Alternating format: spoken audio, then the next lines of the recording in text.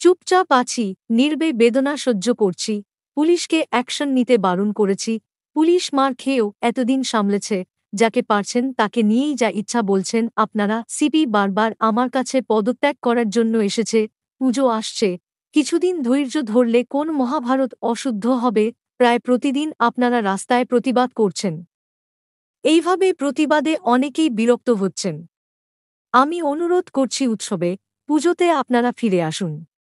সিবিআইকে বলছি তাড়াতাড়ি বিচারের ব্যবস্থা করুন। বিস্ফোরক মন্তব্য করলেন মমতা বন্দ্যোপাধ্যায়। এবার তিলোত্তমার পরিবারের দিকে আঙ্গুল তুললেন মমতা বন্দ্যোপাধ্যায়। তিলোত্তমার পরিবারকে মিথ্যাবাদী আখ্যা দিলেন মুখ্যমন্ত্রী। মুখ্যমন্ত্রী মিথ্যা বলছেন, উনি আগে টাকার অফার করেছিলেন, পাল্টা দাবি করলেন তিলোত্তমার মায়ের, 1000 টাকা নিবি আবার জাস্টিস মারাবি, জাস্টিস মারাতে এলে গা ভেঙে দেব। এসব কি বলছে উত্তরপাড়ায় তৃণমূলের নেতা। ভিডিও সামনে আসতে মুহূর্তেই ভাইরাল। দেখুন তৃণমূল নেতার অশ্রাব্য মধুর বচন।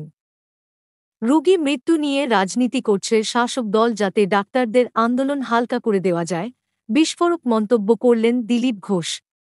পাশাপাশি বললেন, ডাক্তাররা ধর্নায় আছেন বলে মানুষের সমস্যা হচ্ছে, এটা যেমন ঠিক তেমনই তাঁদের নিরাপত্তার দাবি মানতে হবে, তাঁদের নিরাপত্তা নিশ্চিত করতে হবে। সুপ্রিম কোর্টের শুনানি যথেষ্ট তাৎপর্যপূর্ণ। অসংবেদনশীল রাজ্যের এই মুখ্যমন্ত্রী আজও একের পর এক মিথ্যা কথা বলেছেন। মুখ্যমন্ত্রী বলছেন উৎসবে ফিরুন। উনি ভাবছেন উনি জিতে গেছেন। এক মিথ্যাবাদী মুখ্যমন্ত্রী পশ্চিমবঙ্গের চেয়ারে বসে আছে। কলকাতায় বিস্ফোরক শুভেন্দু অধিকারী। পুলিশ কমিশনারের অপসারণের দাবিতে লালবাজার অভিযান করে সিপিআইএম কর্মী সমর্থকরা। পুলিশের ব্যারিকেড গার্ডরেল দেয় এই অভিযান আটকাতে। এরপর ব্যারিকেড ভেঙে এগোতে চাইলে 1-4 জন সিপিআইএম কর্মীকে গ্রেপ্তার করে পুলিশ। আন্দোলনে অনর জুনিয়র চিকিৎসকরা। আজ স্বাস্থ্যভবন অভিযান।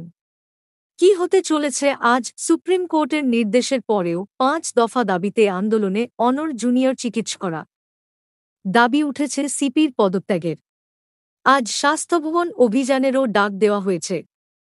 কি হতে চলেছে আজ?